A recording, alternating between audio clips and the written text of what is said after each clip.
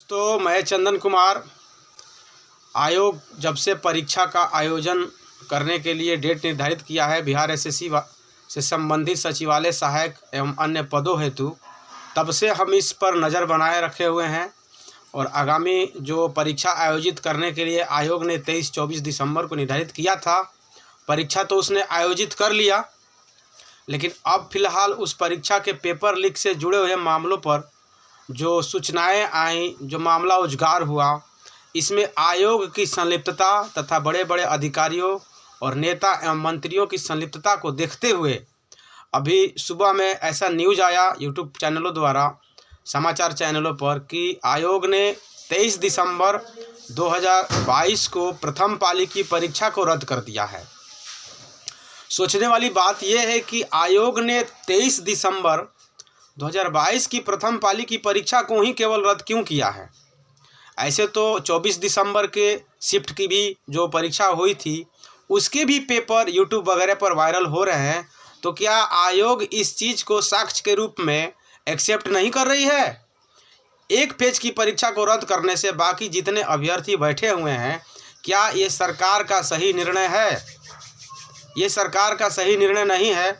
और जब तक तीनों शिफ्ट की परीक्षा 23 दिसंबर और 24 दिसंबर सभी शिफ्टों की परीक्षाओं को रद्द नहीं किया जाएगा, तब तक आयोग पारदर्शिता बरत रही है, इस पर सवालिया निशान खड़ा होता है।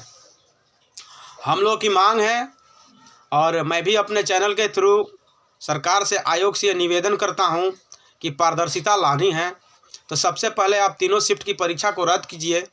और जो व्यवस्था आपने बनाया है कि केंद्र के अंदर में जैमर की व्यवस्था है, बच्चे जो है कि अपने जूता चप्पल को खोलकर एग्ज़ाम बैठते हैं, तो उस कंडीशन में जैमर भी काम नहीं करता है।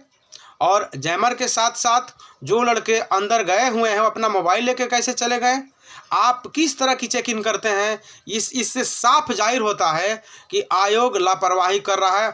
और जो बच्चे, आप हिसाब लाइए कि जो बच्चे 700 रुपये परीक्षा का फॉर्म भरने के लिए फ़ीस देते हैं, उन बच्चों की ना तो आप OMR शीट की कॉपी देते हैं और ना ही आप बुकलेट देते हैं, ना आंसर की जारी करते हैं और ना ही कट ऑफ जारी करते हैं। अंतिम में जब आप परीक्षा फल प्रकाशित करते हैं तो अभ्यर्थियों का अनुक्रमांक आप साइट पर डाल देते हैं और किसका कितना नंबर आया, किसका कितना नंबर नहीं आया, बच्चे मिला नहीं पाते हैं। किस प्रश्न का आपने कौन सा आंसर लगाया है ये भी बच्चे देख नहीं पाते हैं, तो फिर पारदर्शिता रही कहाँ? और आयोग कहता है कि हम पारदर्शिता परीक्षा में बरत रहे हैं। सरकार ये समझ नहीं रही है कि उसके इस जो भी कृत्य हो रहे हैं, परीक्षा से संबंधित पेपर जो लीक हो रहा है, उससे सरकार ही नहीं पूरा बिहार बदनाम हो रहा है। और जिन बच्चों की उम्मीद अपनी पढ़ाई करके वो इतना मेहनत करते हैं, ये जानने वाली बात होगी कि जिस सुबह परीक्षा होती है उस रात तक परीक्षार्थी अपने चैप्टर को देखते रहते हैं कि शायद यहाँ से क्वेश्चन आ जाए, शायद वहाँ से क्वेश्चन आ जाए, पढ़ते रहते हैं। और बहुत सारे ऐसे विद्यार्थी हैं जो अपने परिवार को छोड़कर, अपने घर को छोड़ करके पटना, दिल्ली, कलकत्ता, न जाने कहाँ कहाँ तैयारी करते हैं और फाइनेंशियल तौर पे उनके फैमिली उस चीज़ को बहुत लंबे समय तक सपोर्ट नहीं कर पाएगी।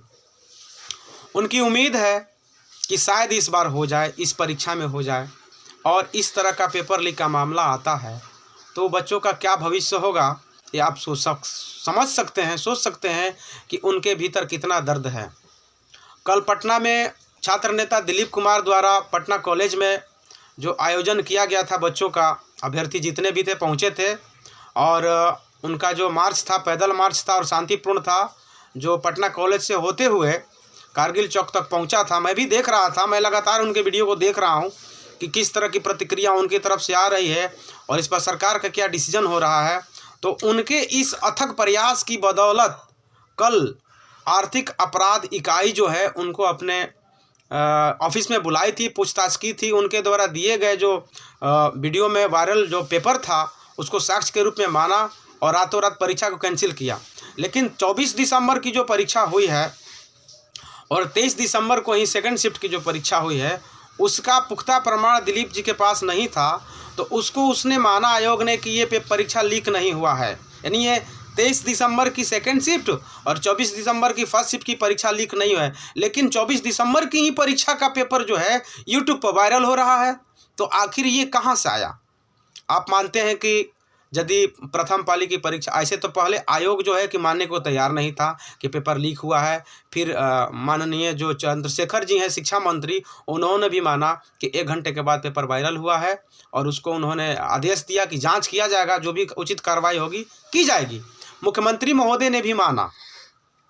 तो बच्चे जब आंदोलन करें, बच्चे जब सड़कों पर उतर जाएं, तो आप माने कि नहीं पेपर लीक हुआ है, उसकी जांच होनी चाहिए। और बच्चे जब शांत रहें, बच्चे कुछ न करें, तो सारा जो लीपा पोती है वो तो ख़त्म हो जाएगा और जो मेरिट वाले लड़के हैं वो कभी मेरिट में नहीं आएंगे। एक बात आप लोग ध्यान से समझ लीजिए, जो ये समझते हैं कि हमने 120 क्वेश्चन बनाए हैं और मैं सेफ हूँ, तो आप ये गलतफहमी में मत रहिए।